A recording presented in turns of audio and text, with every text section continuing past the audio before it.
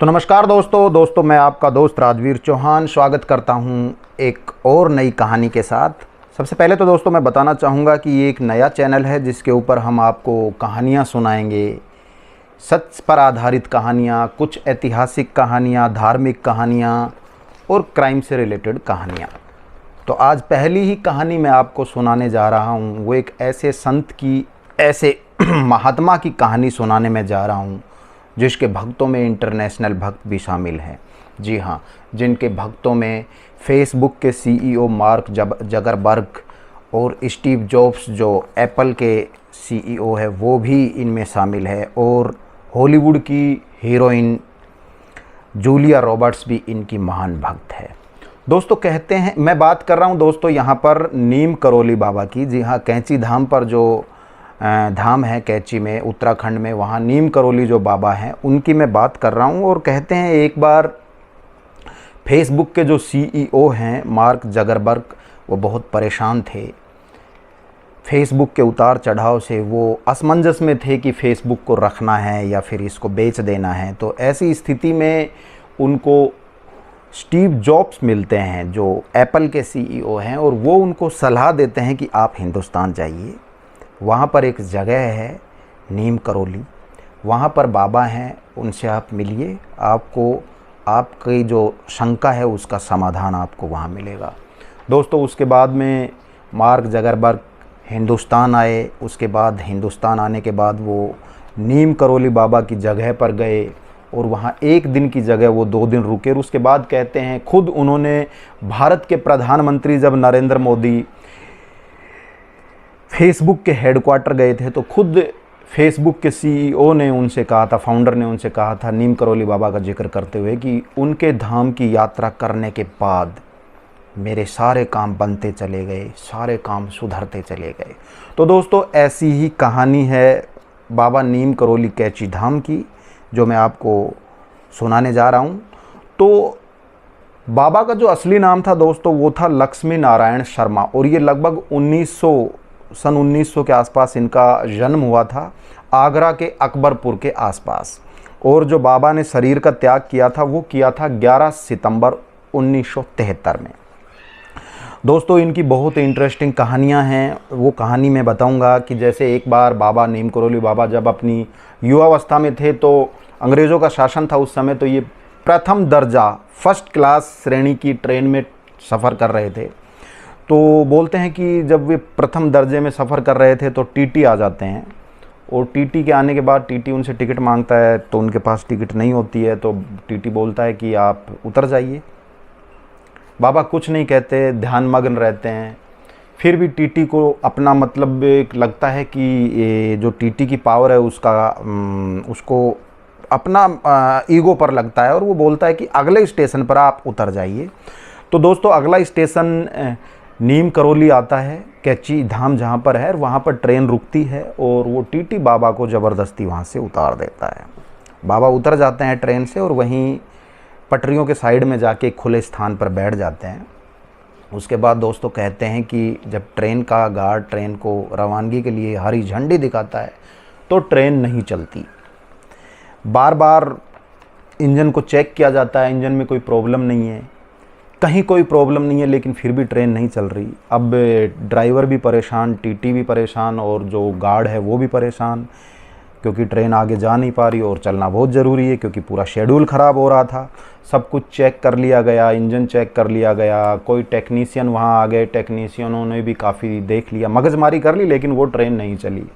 उसके बाद जो बाबा के डब्बे में कुछ और लोग बैठे हुए थे, उन्होंने टीटी से कहा कि आपने जिन महात्माओं को नीचे उतारा है उनसे क्षमा याचना कीजिए और उनको दोबारा से आप ट्रेन में बैठा लीजिए। हो सकता है कि उनकी जो शक्ति है उसके प्रभाव की वजह से ट्रेन ना चल रही हो। तो टीटी उन महात्माओं के पास जाते हैं जो कि ट्रेन के साइड में पटरियों के पास बैठे हुए थे, और उनसे विनम्र आग्रह करते हैं, मुआफ़ी मांगते हैं, और फिर कहते हैं कि आप ट्रेन में चलिए, बैठिए, और जो मुझसे गलती हो गई मैं उसका एहसास मुझे है, मैं आपसे मुआफ़ी मांगता हूँ।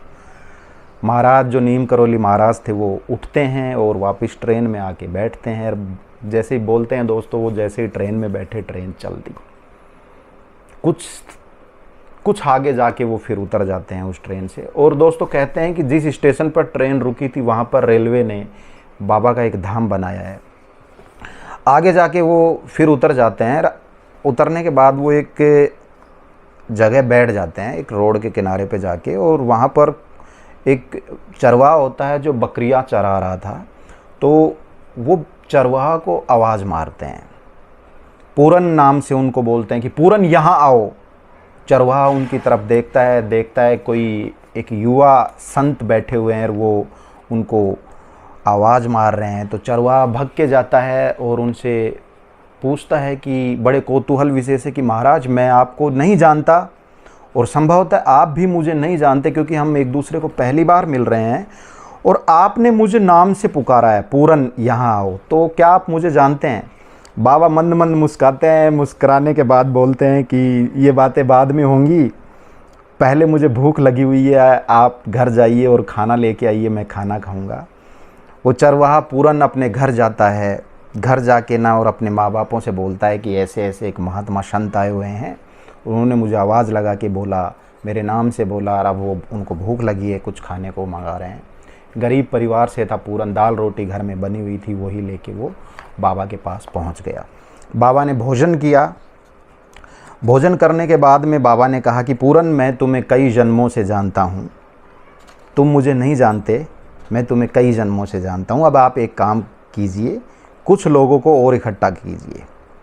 पूरन कोई सवाल महाराज से नहीं करते और वो गांव जाते हैं और कुछ लोगों को और इकट्ठा करके ले आते हैं। बाबा वहाँ से उठते हैं जहाँ वो सड़क के किनारे बैठे हुए थे।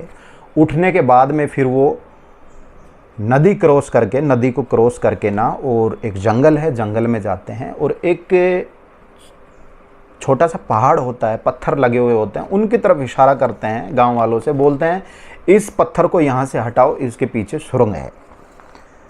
पूरन और गांव वालों को बड़ा अचंभित होते हैं, क्योंकि उनका बचपन पूरा वहाँ गुजरा था, वो उन पत्थरों को भी देखते थे, तो उसके आसपास ऐसी कोई सुरंग नहीं थी। गांव वाले भी जो बचपन से वहाँ रह रहे थे, बड़े हो गए, उन्होंने भी ऐसी कोई सुरंग वहाँ नहीं देखी। लेकिन बाबा कहते हैं कि इस पत्थर को हटाओ, इसके पीछे सुरंग है। तो कोई सवाल जवाब वो नहीं करते और उस पत्थर को वो हटाते हैं। तो ये देख के सारे लोग अचंभित हो जाते हैं कि वास्तव में जैसे ही उन्होंने वो पत्थर हटाया, उसके पीछे एक सुरंग निकलती है। सुरंग निकलने के बाद में अंदर जाते हैं लोग। बाबा कहते हैं कि आप अंदर जाइए, अंदर में धूनी भी आपको मिलेगी और चिमटा भी मिलेगा। लोग अंदर जाते हैं सुरंग के और वास्तव में देखते हैं कि अंदर धूना भी लगा हुआ है और वाकई में एक चिमटा भी रखा हुआ है। और ऐसा लग रहा है कि जैसे अभी अभी किसी ने इस धूने को चलाया है, धूने को सुलगाया है और चिमटे को रखा है। मतलब देखने में कुछ ऐसा नहीं लग रहा था कि ये कोई प्राचीन है। तब बाबा बोलते हैं कि ये सोमवारी बाबा की तपस्थली है और यहाँ पर सोमवारी बाबा ने तप किया था और अब यहाँ हनुमान जी विराजमान होंगे। इस स्थान को हम शुद्ध करते हैं गंगा जल लाके और यहाँ पर हनुमान जी को विराजमान करते हैं। उसके बाद में वहाँ उस जगह की शुद्धिकरण किया गया और वहाँ पर हनुमान जी का मंदिर रखा गया। और दोस्तों वही जगह है जो आज नीम करोली जो मंदिर बोला जाता है, नीम करोली बाबा की जो कैची धाम जो बोला जाता है, वही जगह है जिसको हम कैची धाम कहते हैं। तो एक तो ये कहानी थी बाबा की और इसके अलावा बाबा की बहुत कहानियाँ हैं जिसमें मैं आपको कहानी सुनाऊंगा।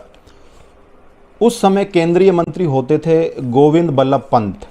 वो बहुत बड़े भक्त थे बाबा के और उनकी मृत्यु का एक समाचार फैल जाता है कि वो बहुत सीरियस हैं और कभी भी उनकी मृत्यु हो सकती है, या फिर ऐसी भी खबर फैलती है कि उनकी मृत्यु हो गई।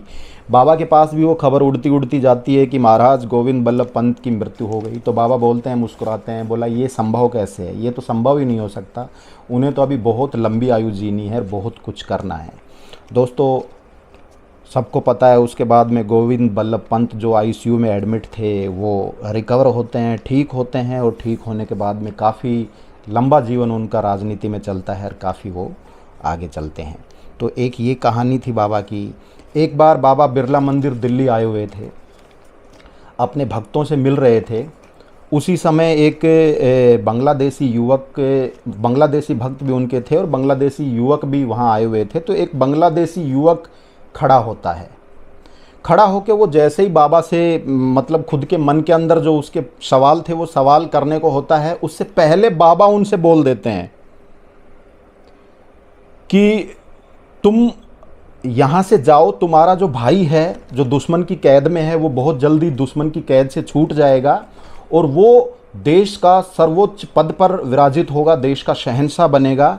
अब तुम यहाँ से जाओ और अपना समय बर्बाद मत करो, अपने भाई की आगवानी की तैयारी करो, वो छूटने वाला है। व्यक्ति बड़ा असमंजस में होता है क्योंकि वास्तव में उसका द्वंद्व यही था, उसका जो भाई था वो पाकिस्तान की मियाँ वाली जेल में बंद था और उसको गवर्नमेंट ने मृत्यु दंड दे रखा था फांसी के लिए, जो कभी भी तामील हो सकती है। कुछ बोल नहीं पाता युवक क्योंकि महाराज ने पहले ही कह दिया कि तुम्हारा भाई है वो जल्द ही दुश्मन की कैद से आज़ाद होगा और वो देश का सर्वोच्च पद पर विराजित होगा। युवक यही सोचता है कि जिस व्यक्ति को फांसी की सज़ा मिली हुई है, जेल में बंद है, कभी भी गवर्नमेंट तालीम कर सकती है उसकी फांसी को, कभी भी हुक्म जारी कर सकती है और वो फांसी टूट सकती है। और महाराज कह रहे हैं कि वो देश के सर्वोच्च पद पर विराजित होंगे। बड़े असमंजस में थे, लेकिन बाबा ने कह दिया था कि तुम जाओ, रुको मत, समय खराब मत करो, अपने भाई की आगवानी की तैयारी करो। तो वो रुकते भी नहीं है, चले जाते हैं। कुछ समय बाद वो युवक जो हैं वो खुद एक इंटरव्यू में बोलते हैं कि जो उनका भाई था वो शेख मुजीबुर रहमान थे, जो कि बांग्लादेश के पहले राष्ट्रपति बने थे। और जो युवक था जो बाबा से मिलने गया था वो राष्ट्रपति शेख मुजीबुर रहमान के छोटे भाई थे जो बाबा से मिलने गए थे। उस समय शेख साहब पाकिस्तान की मियाँ वाली जेल में बंद थे और उन्हें फांसी का हुक्म हो रखा था। लेकिन उसके बाद पता है कि कैसे बांग्लादेश का जन्म होता है, पाकिस्तान से बांग्लादेश अलग होता है और रहमान साहब आज़ाद होते हैं और उसके बाद में वो आज़ाद बांग्लादेश के पहले राष्ट्रपति बनते हैं। तो एक ये बाबा का चमत्कार था, ये कहानी थी। इसके अलावा और भी कहानियां हैं बाबा की। लाल बहादुर शास्त्री जो हमारे देश के प्रधानमंत्री थे, उनकी भी एक कहानी है बाबा की कि एक बार बाबा अपने भक्तों में बैठे हुए थे और वहाँ पर लाल बहादुर शास्त्री जी के जो पुलिस वाले थे, गार्ड थे, वो जाते हैं बाबा के पास और वो बाबा से कहते हैं कि बाबा आपसे लाल बहादुर शास्त्री जी मिलना चाहते हैं। तो बाबा बोलते हैं कि नहीं, मुझे उनसे नहीं मिलना, और वो उस पुलिस वाले को वापस भेज देते हैं। लेकिन शास्त्री जी को बाबा से मिलना था, इसलिए वो मना करने के बावजूद बाबा से मिलने के लिए उनके दरबार में चले जाते हैं जहाँ वो अपने भक्तों से बातचीत कर रहे थे बाबा। तो कहते हैं कि जब लाल बहादुर शास्त्री जी वहाँ पहुँचे तो बाबा अंतर्ध्यान हो गए, गायब हो गए। वो लाल बहादुर शास्त्री को दिखे नहीं। वो काफ़ी देर वहाँ रुके और फिर वापस आ गए। जैसे ही लाल बहादुर शास्त्री जी वहाँ से वापस गए, बाबा वापस प्रकट हो गए, भक्तों के बीच में आ गए। तो भक्तों को बड़ा अटपटा लगा और उन्होंने कहा कि महाराज आप लाल बहादुर शास्त्री जी से क्यों नहीं मिले? उन्होंने बाकायदा आपसे मिलने के लिए इच्छा जाहिर की थी। तो बाबा बोलते हैं कि देखिए, मेरे लिए सब समान है, मेरे लिए कोई प्रधानमंत्री नहीं है, मेरे लिए कोई आम आदमी नहीं है। जैसे तुम मुझसे मिल रहे हो ऐसे ही उन्हें भी मुझसे मिलना था। तो उन्होंने ये आडंबर क्यों रचा? यानी कि उन्होंने पुलिस वाले को पहले भेजकर मिलने की मुझसे अनुमति क्यों मांगी? वो एक आम इंसान की तरह मुझसे मिलने आते तो मैं उनसे ज़रूर मिलता। तो एक ये बात थी बाबा की। इसके अलावा बाबा की बहुत सी कहानियाँ हैं जिसके ऊपर रिचर्ड्स, एक अंग्रेज़ी लेखक हैं रिचर्ड्स एल्बर्ट, उन्होंने एक बुक लिखी थी मिरेकल ऑफ लव। इसके अंदर बाबा की बहुत सी कहानियाँ लिखी हुई हैं। उसमें से ये एक कहानी है बाबा की, बुलेट प्रूफ कम्बल। जी हाँ, ये बुलेट प्रूफ कम्बल की एक कहानी है जो मैं आपको और सुना देता हूँ। सन 1943 के आसपास की बात है। बाबा फतेहगढ़ यूपी में एक उनके भक्त थे, बुज़ुर्ग दंपत्ति, उनके बहुत बड़े भक्त थे, उनके पास जाते हैं। अचानक उनके घर पहुंच जाते हैं। बुज़ुर्ग दंपत्ति बाबा को अपने घर आया हुआ देखकर बड़े कृतज्ञ होते हैं और उनको लगता है कि हम बाबा की कैसे सेवा करें, क्या करें, बाबा के लिए क्या करें। तो जितना उनसे बनता है उतना वो बाबा की खान पान की व्यवस्था करते हैं, सेवा करते हैं। फिर बाबा रात को बोलते हैं कि मुझे आज रुकना है। तो बुज़ुर्ग दंपत्ति के पास एक कम्बल था, तो वो बाबा को कम्बल दे देते हैं कि महाराज ये लीजिए, आप रुकिए। बाबा सो जाते हैं वहाँ पर। चूँकि बुजुर्ग दंपत्ति बहुत आत्मग्लानि में भरे हुए थे, उनको नहीं लग रहा था कि एक वो संतुष्टिपूर्ण बाबा की आवभगत कर पाए हों।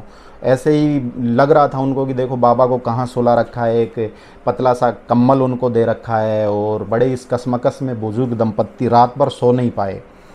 वो बाबा के चारपाई जहाँ बाबा सो रहे थे उसके दोनों तरफ बैठे हुए थे, आपस में अपनी जो दंपत्ति थे बात कर रहे थे कि वो बाबा की जो आवभगत है वो अच्छे से नहीं कर पाए।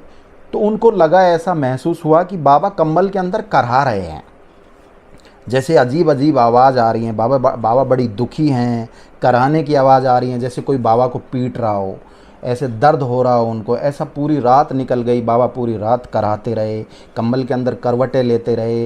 लेकिन बाहर जो दंपत्ति बैठे थे वो भी परेशान थे कि बाबा को आखिर ये हो क्या रहा है, लेकिन वो उनकी नींद में खलल भी नहीं डालना चाहते थे, तो कुछ बोल भी नहीं पा रहे थे।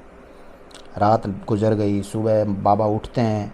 बाबा उठ के उस कंबल की तह बनाते हैं, लपेटते हैं, लपेट के उनको दे देते हैं। बोलते हैं इस कंबल को गंगा नदी में बहा दो, इसको खोल कर मत देखना, इसको जाके बहा दो। ये कह के वो कंबल बाबा उनको दे देते हैं और वहाँ से प्रस्थान कर जाते हैं। बुजुर्ग दंपत्ति उस लिपटे हुए कंबल को लेते हैं। लेने के बाद में वो उसको बहाने के लिए गंगा नदी की तरफ चलते हैं, तो उनको महसूस होता है कि कंबल के अंदर कुछ लोहे की चीज़ें हैं।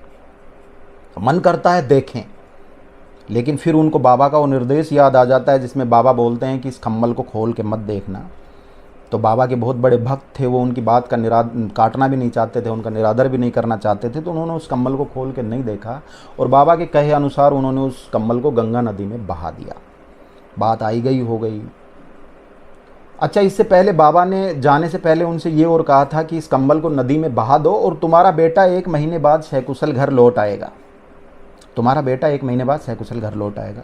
ठीक है, कंबल बहा दिया, वो घर आ गए, बात आई गई हो गई। 1 महीने बाद उनका जो बेटा है वो घर लौटता है। वो उस समय ब्रिटिश आर्मी में होता है, जो कि 2nd वर्ल्ड वॉर जो उस समय चल रहा था बर्मा के साथ, बर्मा फ्रंट पे ब्रिटिश आर्मी में उनके क्योंकि देश गुलाम था, ब्रिटिश आर्मी में उनका बेटा था। तो जापान के साथ 2nd वर्ल्ड वॉर चल रहा था और वो ब्रिटिश आर्मी की तरफ से जापानियों से युद्ध लड़ रहा था। उसने अपने माँ बाप को बताया कि किस तरह 1 महीना पहले उसकी पूरी की पूरी बटालियन खप गई, उसकी पूरी की पूरी बटालियन के लोग मारे गए, चारों तरफ गोलियां चल रही थी, उसके आजू बाजू से गोलियां निकल रही थी। उसको लग रहा था कि अब तो उसका भी मरना तय है, और वो याद कर रहा था माँ बापों को कि शायद अब मिलना हो नहीं हो। लेकिन उसने अपने माँ बापों को बताया कि एक चमत्कार हुआ और देखो आज मैं तुम्हारे सामने हूँ, एक भी गोली मुझे छू नहीं पाई। बुजुर्ग दंपत्ति को याद आता है कि बेटा 1 महीने पहले की बात बोल रहा है। 1 महीना पहले ही बाबा हमारे घर आए थे और कंबल लपेट के सो रहे थे, कराह रहे थे, तड़फ रहे थे दर्द में। तो उनको पूरा का पूरा जो व्यू था वो क्लियर हो गया कि ये बाबा क्या ही चमत्कार है, उन्होंने ही कंबल ओढ़ के और बेटे की सहायता की थी। और जो लोहे की चीज़ें जो कंबल में महसूस हो रही थी, तो शायद वो बंदूक की गोलियां थी। तो ये एक चमत्कार था बाबा का। उसके बाद में बाबा ने, मैंने बोला 11 सितंबर 1973 को देह त्याग कर दिया था। तो ये नीम करौली बाबा की कहानी थी जो मैं आपको सुना रहा था। उनके चमत्कार थे, उनके चमत्कार भरे पड़े हैं, और भी बहुत से चमत्कार हैं। किसी और वीडियो में मैं उनके और चमत्कार आपको सुनाऊंगा। आज के लिए इतना ही। आज एक दूसरी कहानी भी मैं पब्लिश करूंगा, एक कहानी जिसमें एक बाप ने रिश्तों को तार तार कर दिया। किस तरह एक घिनौना कृत्य एक बाप ने किया, ये कहानी मेरी दूसरी कहानी होगी जो इसी चैनल पर अभी पब्लिश होने वाली है, तो आप ज़रूर देखिए। मैं फिर मिलता हूँ आपसे किसी नई कहानी के साथ। तब तक के लिए अपने दोस्त राजवीर को इजाज़त दीजिए। जय हिंद।